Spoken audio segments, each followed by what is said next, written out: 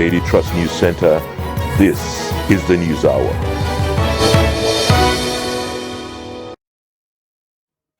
On News Hour tonight,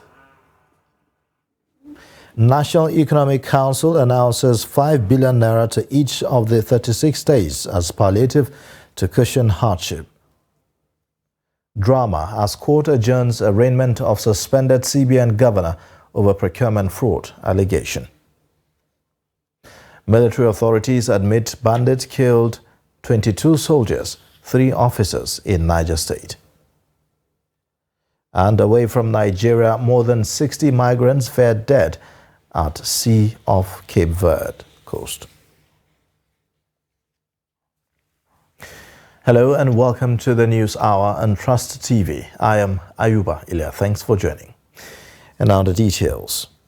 The National Economic Council has acknowledged federal government's approval of 5 billion naira to each of the 36 states to alleviate the effects of the fuel subsidy removal on vulnerable Nigerians.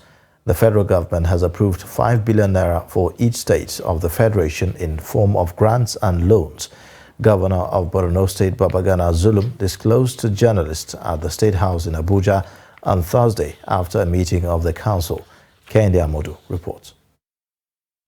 The federal government's release of 5 billion naira to each state is to finance the procurement of 100,000 bags of rice and 40,000 bags each of maize and fertilizers. 52% of the funds will be given to states as grants, while 48% of the 5 billion naira is to be paid back on an installmental basis within a period of 20 months to the Central Bank of Nigeria. In order to cushion the effect of the subsidy removal,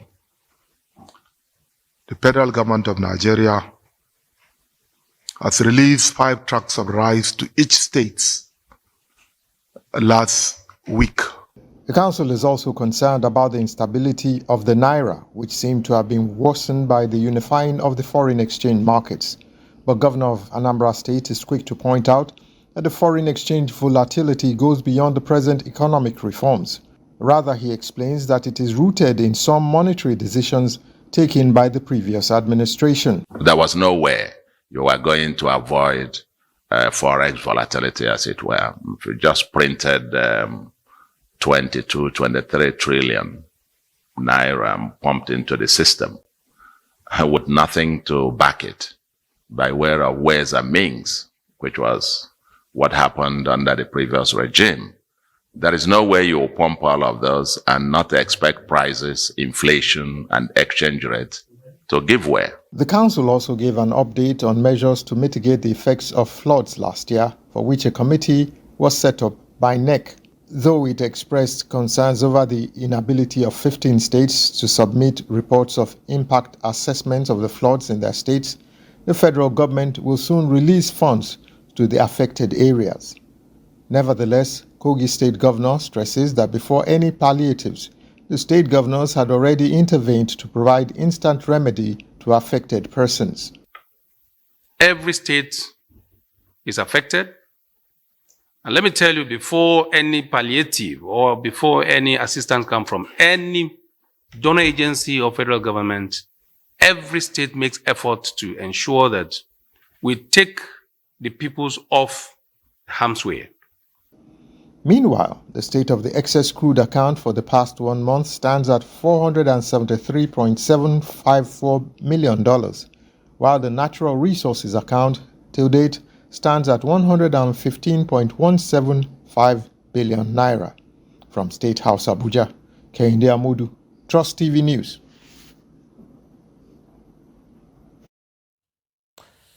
Now joining us in the studio to comment on the NEC decision is our State House correspondent, Kehinde Amodu. Thank you so much for joining us on the News Hour, Mr. Kehinde. Thank you for having me. All right, well, first of all, we know about the 500 billion naira approved by the National Assembly, and we know about the $800 million from the World Bank. Where is this money coming from? That's the 5 billion to each state. Well, to answer that question, we need to go back to the President's nationwide broadcast on the 31st of July.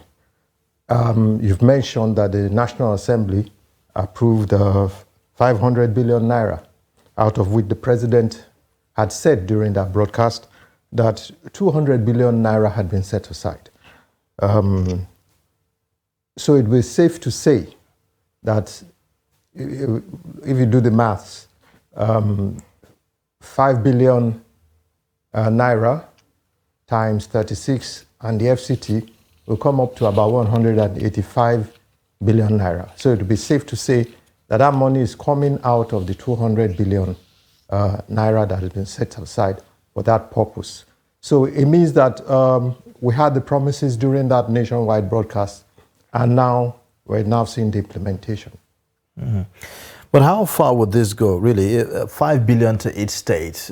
This didn't take into account the size of the various 36 states, just a blanket statement. 5 billion naira goes to each state, regardless of the 5 billion naira. These are part of initial palliatives. The 5 billion naira is to procure rice, bags of rice. It states that expressly 100,000 bags of rice, 40,000 bags of fertilizer and grains each.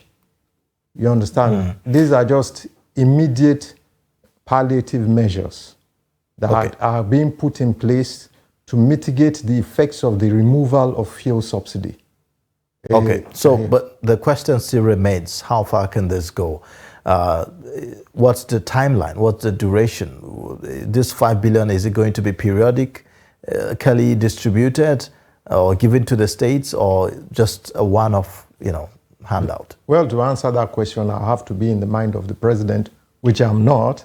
Let's just wait and see. The thing about it is that out of what was promised,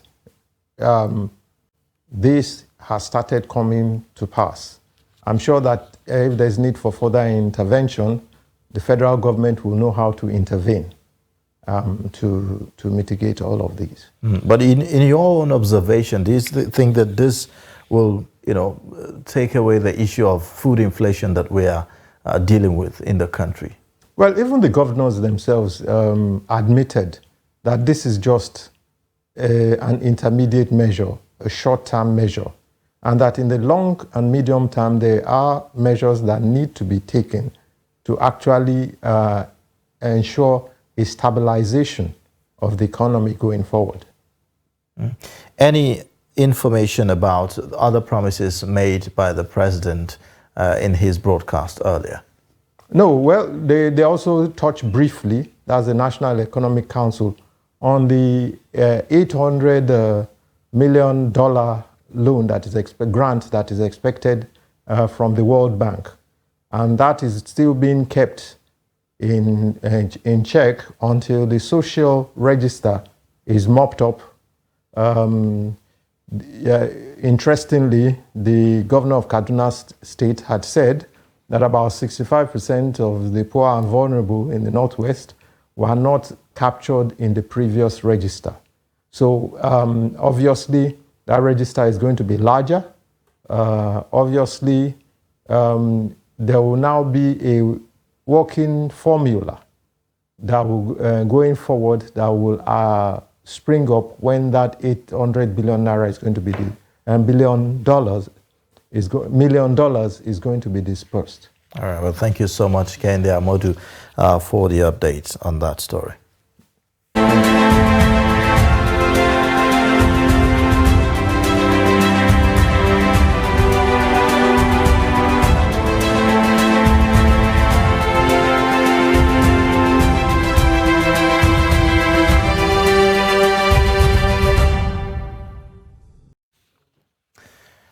Now, in the meantime, some residents of Jos, the Plateau State capital, are lamenting the high cost of food items in the market, saying that the situation is gradually going beyond their reach. Some of the residents who spoke to Trust TV say life has become very difficult and are calling on President Bola Tinubu to urgently do something to take Nigerians out of the present economic hardship.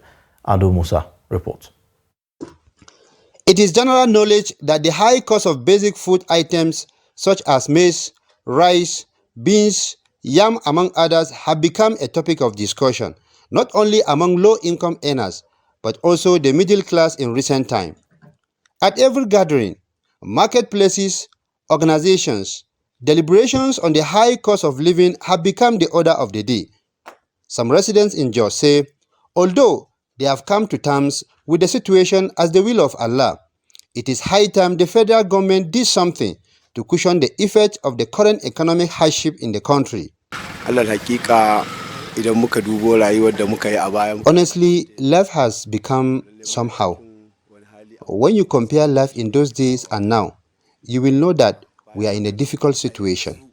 I remember there was a time we bought a bag of maize at 1,000 naira, but today we are buying one mudu of corn flour at 1,000 naira. We are begging those in power to come to our aid. Life has much changed that many households cannot afford food because of the economic hardship. Our leaders should have pity on us. They should know that we voted them into power not to make life unbearable for us. We know that Allah is aware of the situation. Our leaders should know that we are suffering. They should know that life is very difficult for us now. I bought one mudu of corn flour at 1,100 naira, and that will not be enough for the family. Idris Yahaya, who sells corn flour, explains why the product is costly at the moment.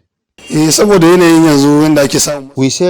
kg of corn flour at the rate of 850 naira at the moment, and this is as a result of the high cost of maize in the market.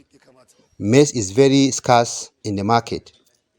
Added to that is cost of transporting the maize. Transportation has become very expensive, and that is why the corn flour is expensive too. Many families across Nigeria are calling on the federal government to come up with a sustainable measures that will help cushion the effect of the economic hardship in the country. Ado Musa, Trust TV News, Jos. Following speculations about another possible increase in the price of fuel, residents of Gombe State have called on the federal government to intervene. Such intervention, they say, is to ensure that prices of commodities do not increase beyond what they presently are and subject Nigerians to further hardship. Ibrahim Ismail reports. This week, the dollar gained significantly against the Nigerian naira at the importers and exporters window, exchanging above 900 naira per dollar. The development has triggered speculations of a possible increase in price of petrol, as marketers claim that the price of fuel now be determined by market forces. But Nigerians are still struggling to survive due to earlier increases that shot the price to 615 naira. They say they may not be able to afford another pump price increase. So I don't think it will be conducive for the price to go beyond 600 naira, because we are already complaining as the price is on 600 naira. So if it's too high again, so I minimize a lot of things. I had to even drop my car just to join a public vehicle to office, because using my car will not be an economic to me. Muhammad Bashir is an artisan who supported the implementation of the removal of fuel subsidy when it was first announced by President Bola Tinubu. But he is now feeling the impact. Because ordinary Nigerians, we are suffering, and we don't expect such thing from this government. Before we have hope or optimism that everything goes as we wish. But at the end of the day, what we are experiencing now, we found it very difficult to be candid, in fact. Although the federal government has repeatedly ruled out any plan to increase fuel price, Nigerians are still monitoring for any eventuality. Ibrahim Ismail, Trust TV News, Gombe.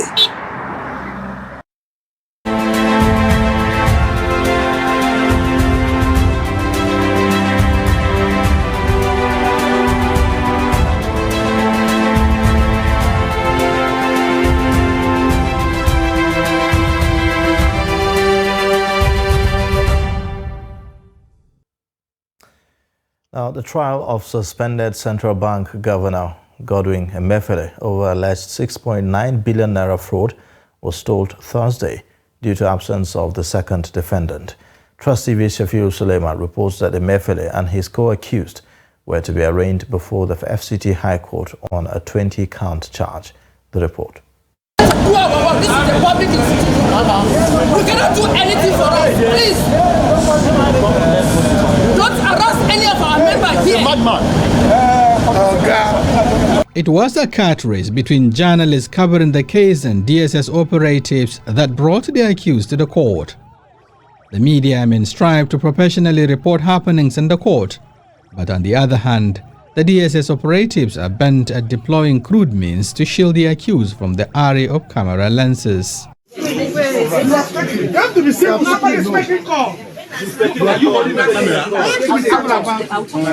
all right. It's all right. Do your job. Why hold him? Don't try that. You call for press conference. You see yourself. Let's go and go outside.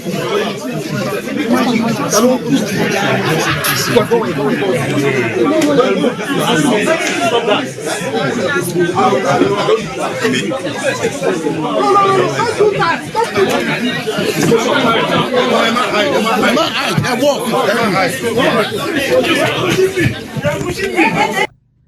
Inside the court, the proceedings could not go on due to absence of the second accused person. The trial judge, Justice Hamza Muazu, adjourned the case to the 23rd of this month for arraignment. The second defendant was not made available. The second defendant was not in court. And it is right that all the defendants in the charge must be present to take their plea.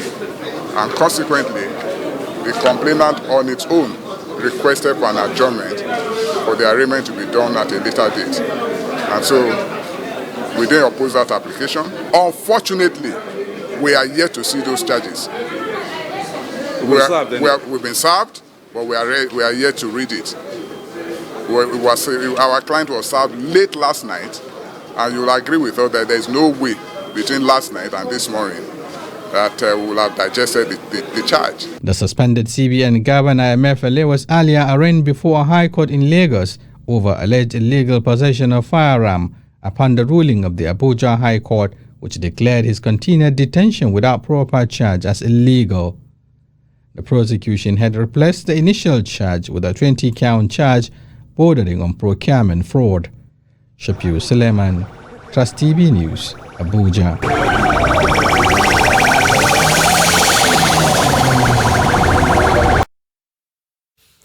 Meanwhile, a federal high court in Lagos on Thursday struck out the criminal charges of illegal possession of firearms slammed by the federal government against suspended governor of the Central Bank of Nigeria, Godwin Emefiele. Justice Nicholas Owebo held that the prosecutor had not been diligent in prosecuting the case. The court had held that the prosecutors had also disrespected the court by rearresting the defendant after granting bail. Emefiele was arraigned on a 2-count criminal charge over alleged unlawful possession of firearms. He pleaded not guilty to the charges filed by the Office of the Attorney General of the Federation before Justice Nicholas Owebo. The Military High Command on Thursday disclosed that no fewer than 3 officers and 22 soldiers were killed during the ambush on troops in Niger State.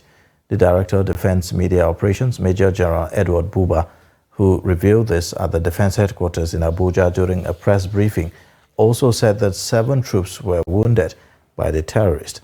According to him, the incident prompted the deployment of crashed Nigerian Air Force evacuation aircraft, adding that 2 pilots and 2 crew members later became victims. He, however, vowed that no group could attack its troops and go scot-free, adding that 14 previously killed were in the jet during the crash. Now, earlier, the senior military officer told journalists that troops will continue to respond with overwhelming military force against any group that threatens the safety of citizens and own forces. Presidential candidate of the Labour Party in the 2023 general elections, Peter Obi, has reacted to the recent crash of the Nigerian Air Force helicopter, which claimed the lives of officers and 18 soldiers. Obi, who said the unfortunate incident saddened him, lamented that the level of insecurity in most parts of the country has continued to embarrass and cost the nation precious lives and properties, with attendant economic cost. He suggested that a full-scale investigation should be carried out to unravel the cause of the crash to prevent future occurrences. In a statement on his social media platform on Thursday, the former Anambra State governor commiserated with the Nigerian Air Force over the painful incident and urged them and other security agencies not to be dispirited by the challenges. He also added that his heart is with the families of the gallant soldiers who lost their lives in the incident.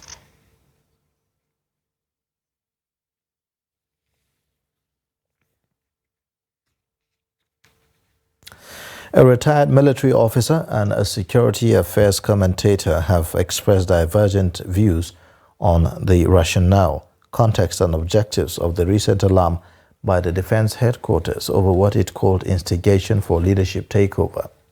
While the two applauded the military for rejecting such suggestions to undermine the nation's democratic governance, they, however, differ on the volatility of the country to a contagious trajectory of military takeovers in the West African sub-region. Trust TV's Shafiu Suleiman reports. There is a popular saying that why talk about smoke when there is no fire?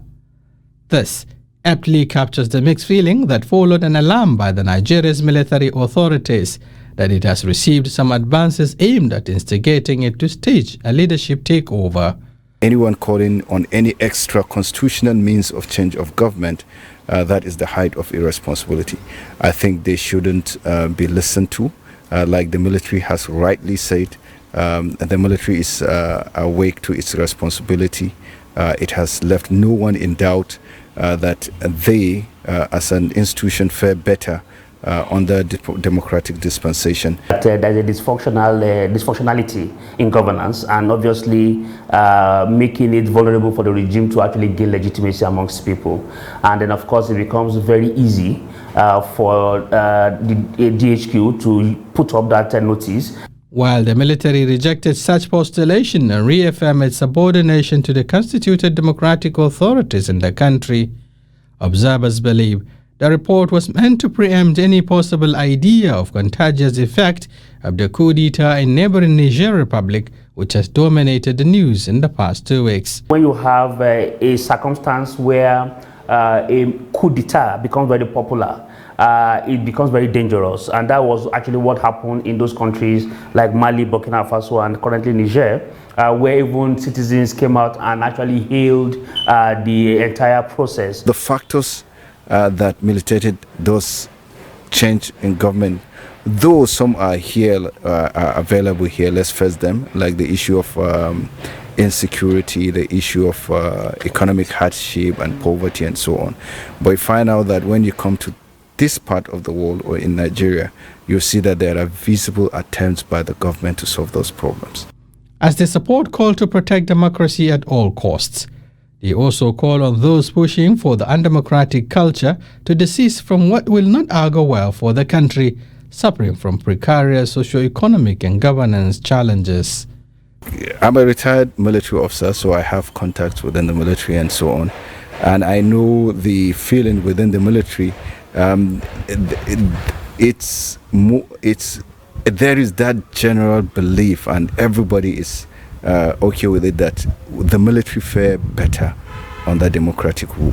No matter what happens, I think it is still very important that we continue to manage the entire process until such a time when we get to a particular institutional level where we can now say that we have a fledgling or a robust or a mature democratic institution. 4 French-speaking West African countries, Mali, Chad, Burkina Faso, and now Niger, have fallen into the hands of military juntas.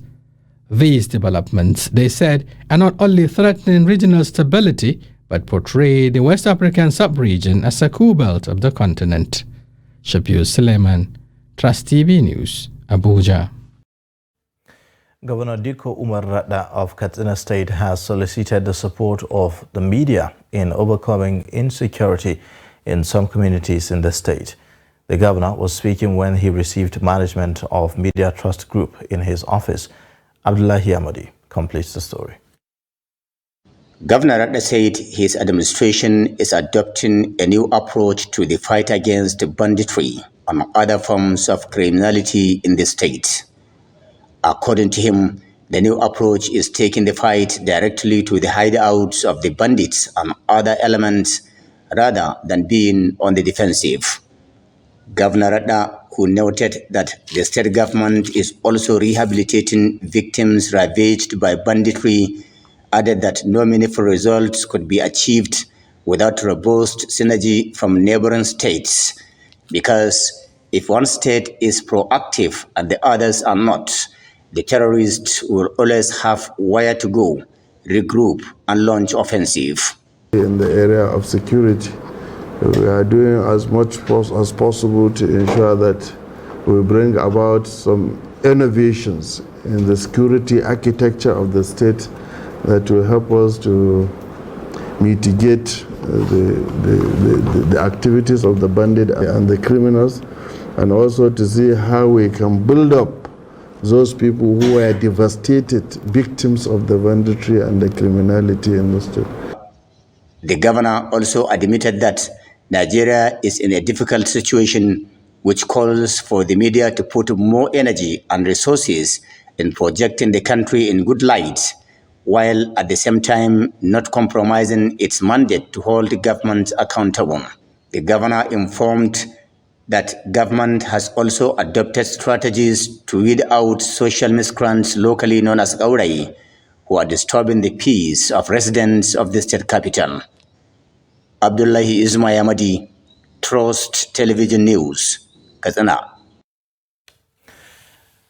The Katsina State Police Command said it has killed one suspected bandit and recovered 60 rustled sheep alongside an AK-47 rifle in Korogo village of the Dara district in Jibia local government area of the state.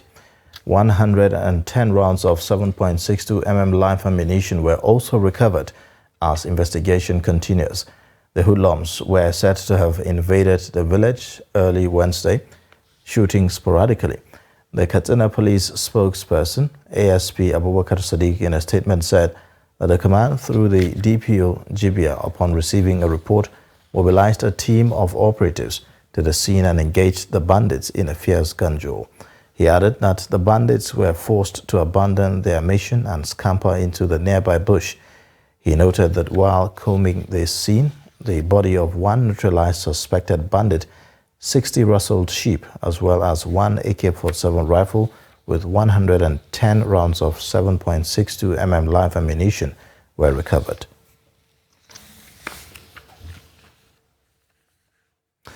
You're watching the News Hour on Trust TV. Coming up shortly, we take a look at measures to mitigate impact of flood in communities. Details and more after the break.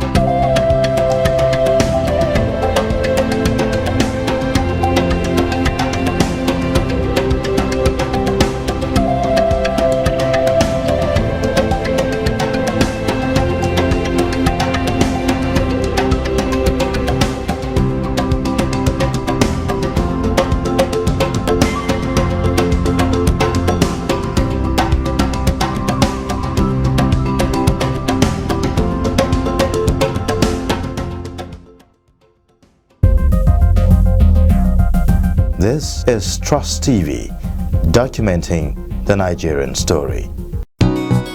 Residents of the Federal Capital Territory are hereby alerted to the activities of scavengers, also known as Babambola, which security agencies have identified as a high-level security threat to not only the residents but also to our infrastructure as they perpetrate petty stealing and acts of vandalism on public utilities. More so, they are drug peddlers, serve as spies to terrorist elements, and are ready-made tools for the public disturbances during which they attack people with dangerous weapons. The Federal Capital Territory Administration therefore reiterates that the ban on scavengers aka Babambola operating within the Federal Capital City is still in force. These miscreants are advised to stay off the streets of the Federal Capital City for their own good, as defaulters will be apprehended and prosecuted, including parents of underage children involved in these practices. Relevant agencies are carrying out enforcement of this ban as stipulated. Be law-abiding always. Let's together build the FCT of our dreams. Management Announcer.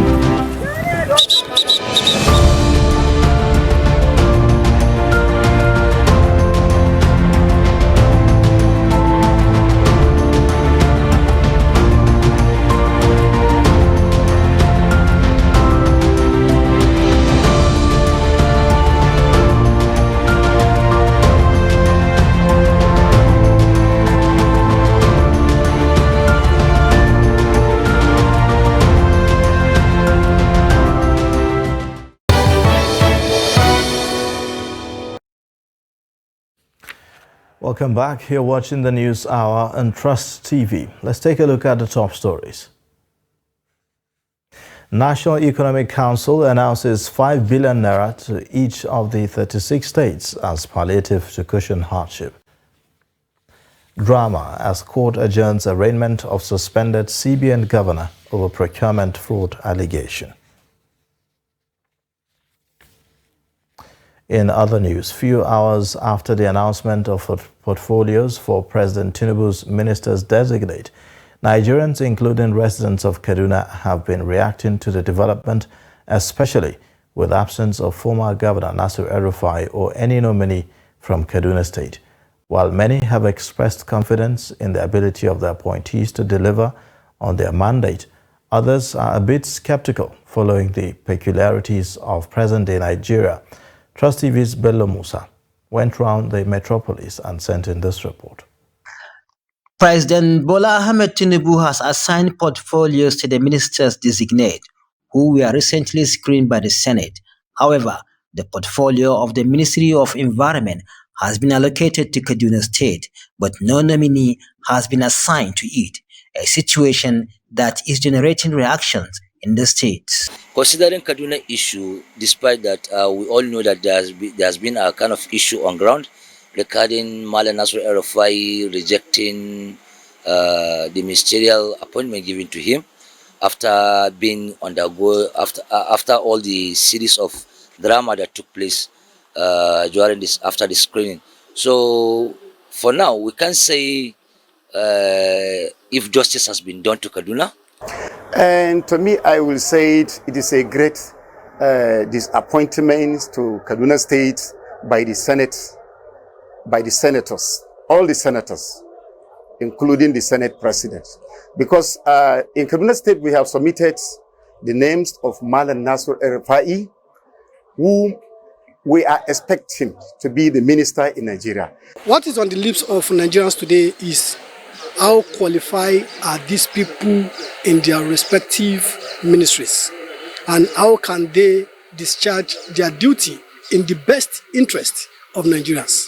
How can they discharge their duty to meet the yearnings of Nigerians? Some are of the view that the development is creating political tension in the state, adding that failure by the Senate to confirm the immediate past governor of Kaduna State, Nasir El-Rufai, as ministerial due to security report by the DSS has created apprehension in the state. If you look at the social media and the media entirely, from there you can notice that majority of the people of Kaduna State are not happy. The portfolios assigned to the ministers is also a subject of discussion among many Nigerians. The composition of this ministerial list, which they are going to pilot in the affairs of government in the next, let's say, 4 years or something like that. At least we see, or we expected to see a new people, new blood. Despite the fact that a little bit, he just taking young people among the ministerial list. Exactly, it is more of rewarding than competency, because I have said there are many that are competent, vibrant youth that, if brought into the cabinet, will deliver and bring in new and fresh ideas. But these ones that are being brought, most of them have participated in the 8 years governance of former President Muhammadu Buhari. And I have had the opportunity of hearing from the present National Security Advisor to the President, saying that all the problems being faced presently by this government were inherited from the former government. Earlier, it was reported that the former governor of Kaduna State, Nasiru El-Rufai, suggested his former commissioner, Jafaru Sani, from Zone 1 as his replacement, but that is said to materialize as Kaduna is still not represented at the moment. Bello Musa, Trust TV News, Kaduna. Meanwhile, Nigeria's ministers-designate have been charged to use their offices to turn around the fortunes of the nation through effective service delivery. Discussants who gave the charge at Trust TV's flagship program Daybreak said no country will function well without an executive that will help the president deliver on his mandate. While acknowledging the enormity of work the ministers-designate will face due to the present economic realities, the panelists stated the importance of education and economic management as Nigerians hope for a country that will work for everyone.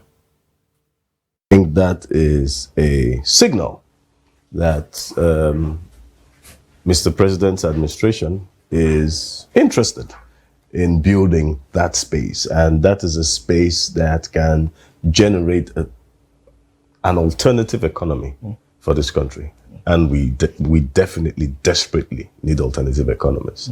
We are largely a mono economy. A single product is responsible for about 80% of our forex earning. That is not sustainable, especially given the hole and space that we currently are in.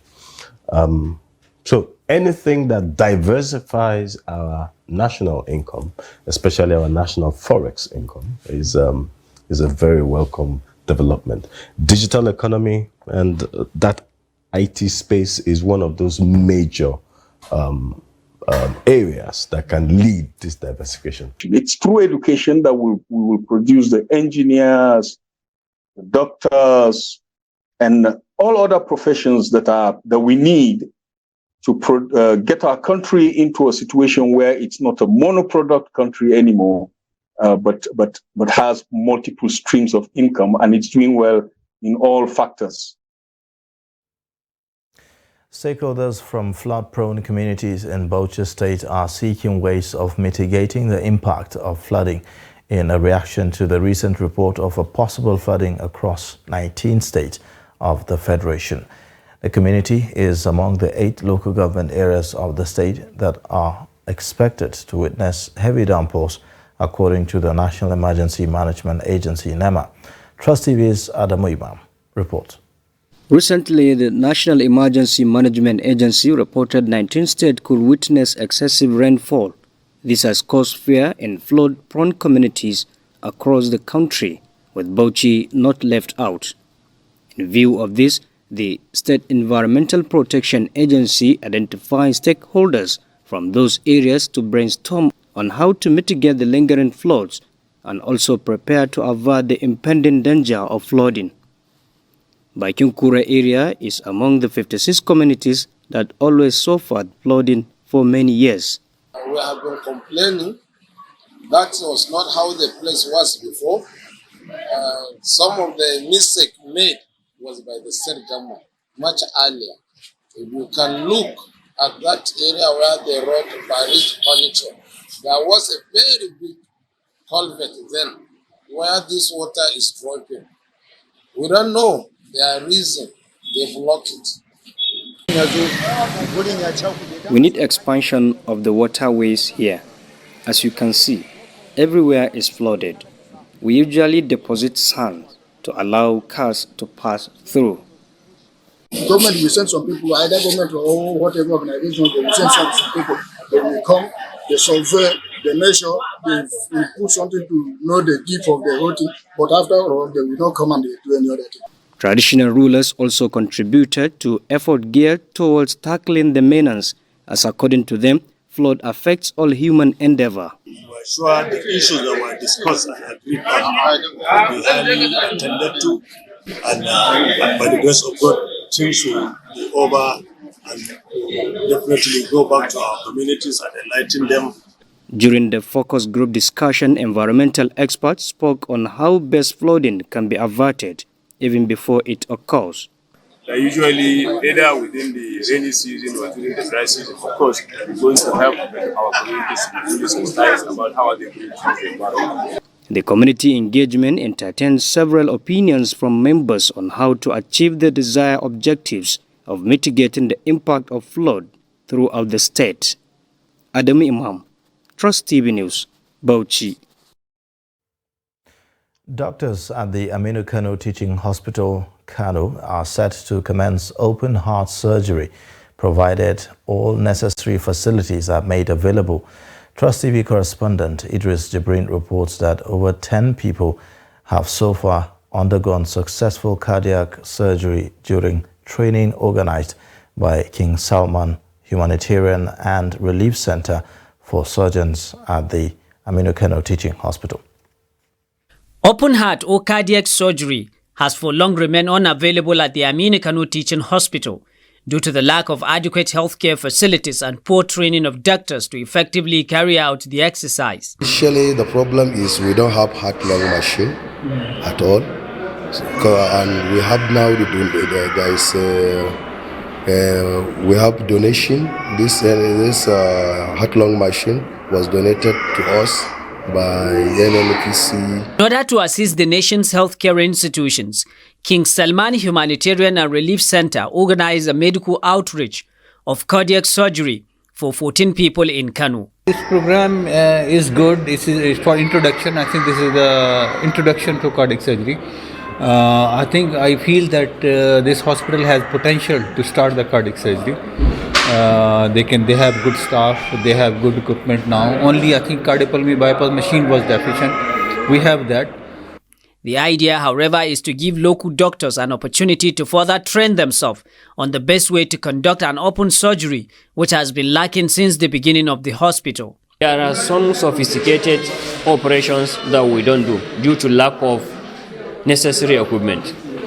We thank God King Salman brought some instruments that we use.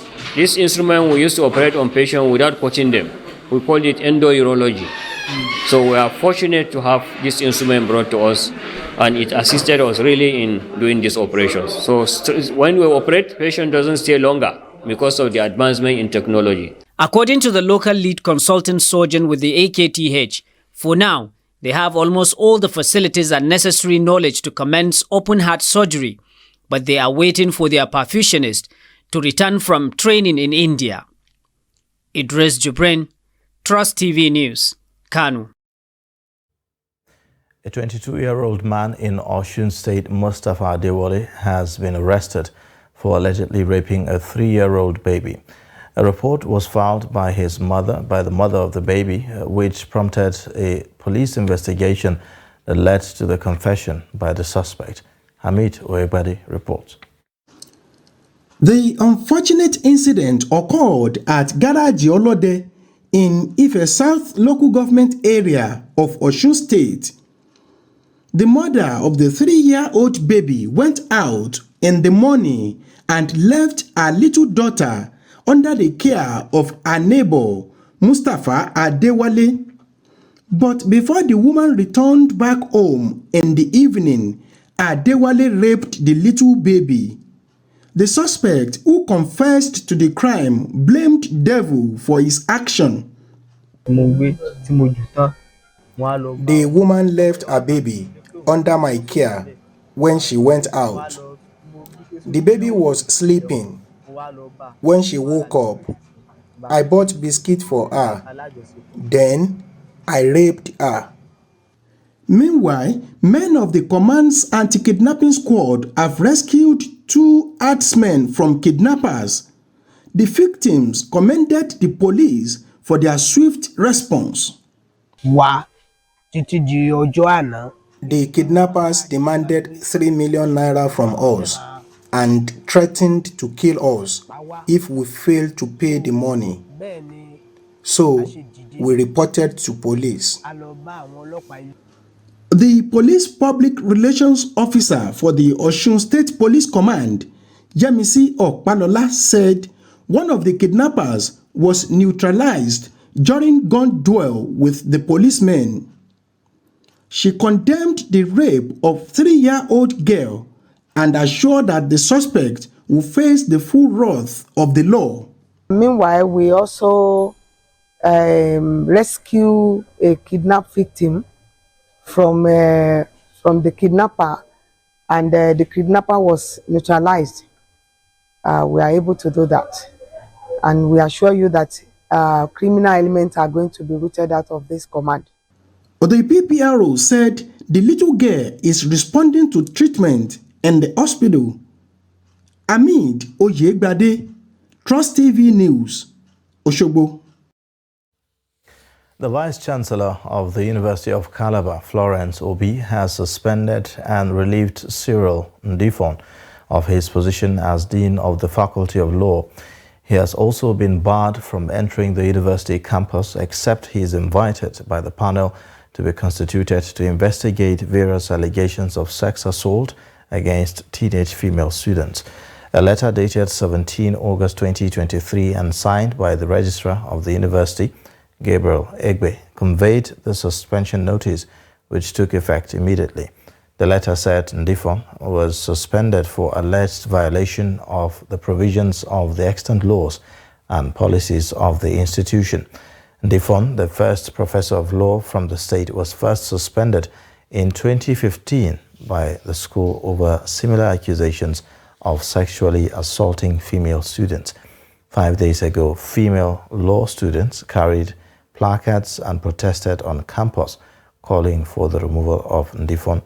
The letter said that his suspension came as the Vice-Chancellor was dissatisfied with his response to a query over the allegations.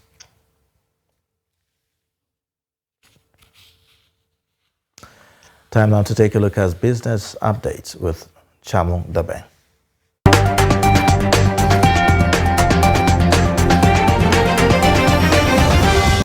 The world's oceans are experiencing a plastic catastrophe. This is according to Chief Executive Officer of the Nigerian Liquefied Natural Gas Shipping and Marine Services Limited, Abdulkader Ahmed. Ahmed stated this in Port Harcourt at the beginning of the NSML Clean Waterway project, according to a statement released by the Acting Manager, Corporate Communication and Public Affairs of NLNG, Yemi Adeyemi. He clarified that the goal of the effort was to address the problem of plastic pollution and increase awareness of its hazards. He emphasized how urgent the plastic crisis is and how damaging it is to the economy, people's health, and the environment if not addressed.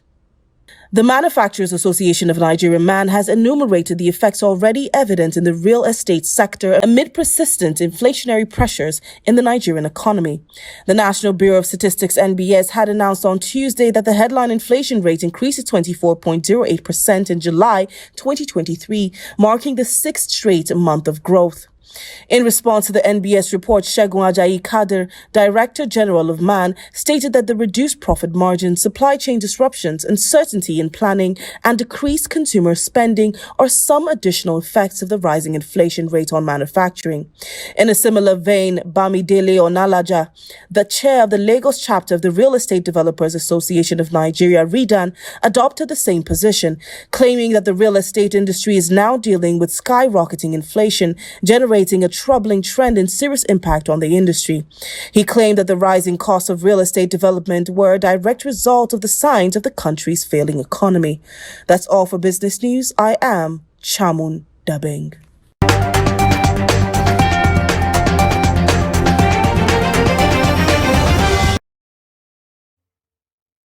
Away from Nigeria, the Economic Community of West African States says most of its member states are ready to participate in a standby force that could intervene in Niger following a coup there late last month. Defense chiefs from the 15-member regional bloc met in Accra on Thursday as part of latest efforts to overturn the ouster of Mohamed Bazoum, Niger's president, who was deposed in a July 26 coup. ECOWAS Commissioner Abdul Fattah Musa said on Thursday that all member states except those under military rule and Cape Verde are ready to participate in the standby force. The meeting to discuss Nigeria's crisis comes after an August 6 deadline passed for Moutinho's soldiers to release and reinstate Bazoum or face military intervention. Bazoum remains under house arrest with his wife and son in the capital, Niamey.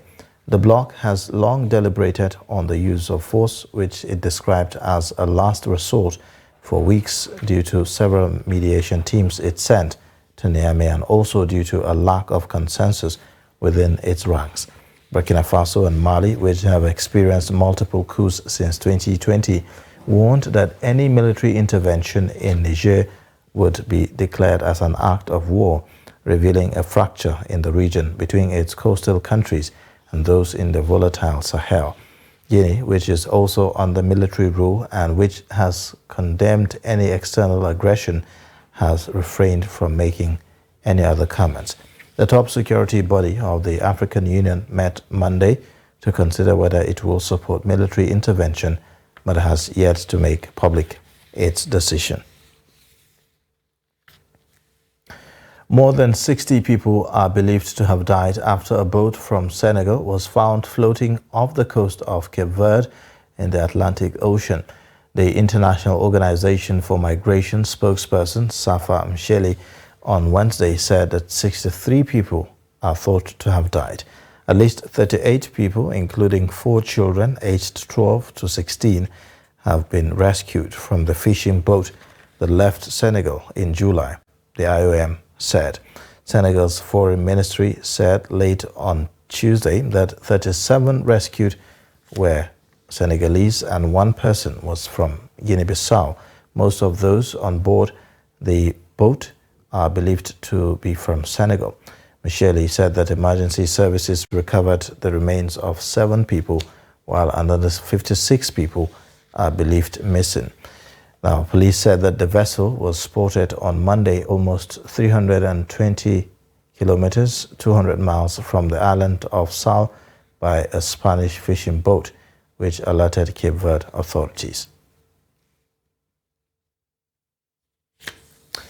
A light plane crashed into a street in Malaysia's central Selangor state on Thursday, killing 8 people on board and 2 motorists on the ground.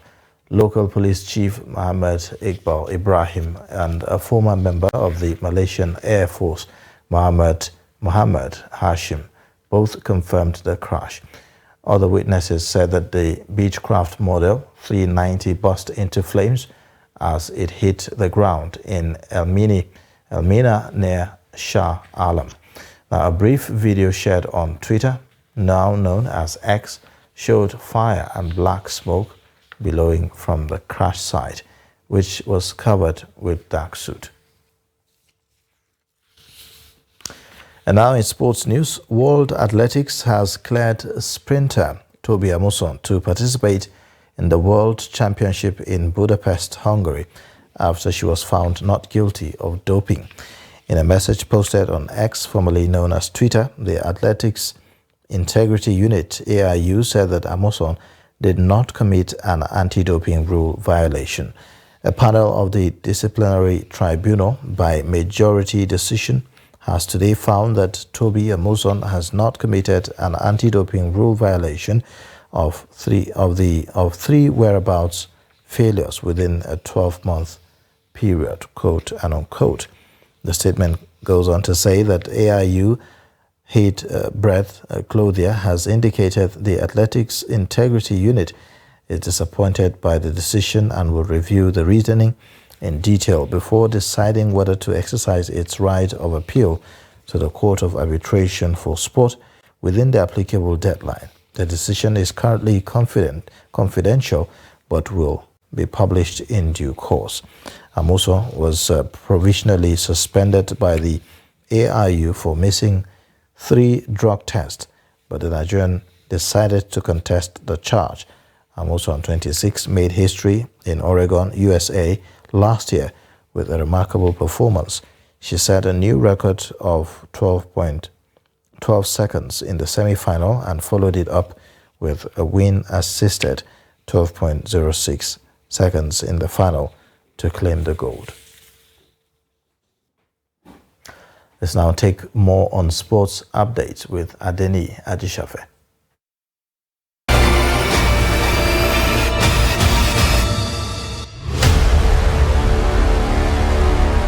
The Confederation of African Football (CAF) has validated the status of Ampem Dakwa Ladies Football Club as Ghana's sole representative for the Total Energies CAF Women's Championship League after fulfillment of CAF club licensing criteria.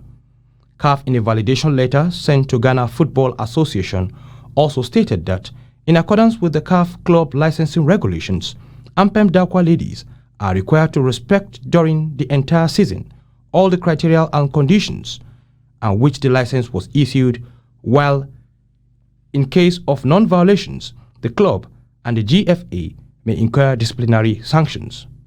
CAF also took the opportunity to commend the Ghana Football Association for its continuous efforts in the implementation of club licensing as the request to build the solid foundation and professionalization of clubs increase across the continent. Is the second player of Nigerian descent signed by Charlton Athletics in summer transfer window after versatile left-back Taye Edun, who was acquired from Backbones Rovers. Adegoke was linked with possible moves to Stoke City and Nottingham Forest in his final season at Chelsea, when it became clear that he was not going to stay at Chelsea beyond the end of the season. Luton Town, Queen's Park Rangers and Petersburg United explored the possibility of signing Adegoke this summer before Charlton Athletic won the race for his signature. That ends the sport news. I am Kabir Lawal.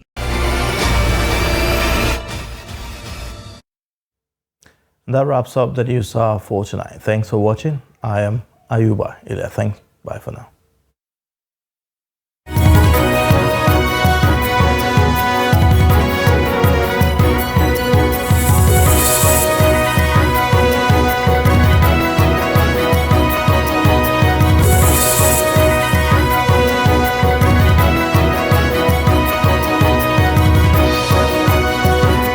From the Daily Trust News Center, this is the News Hour.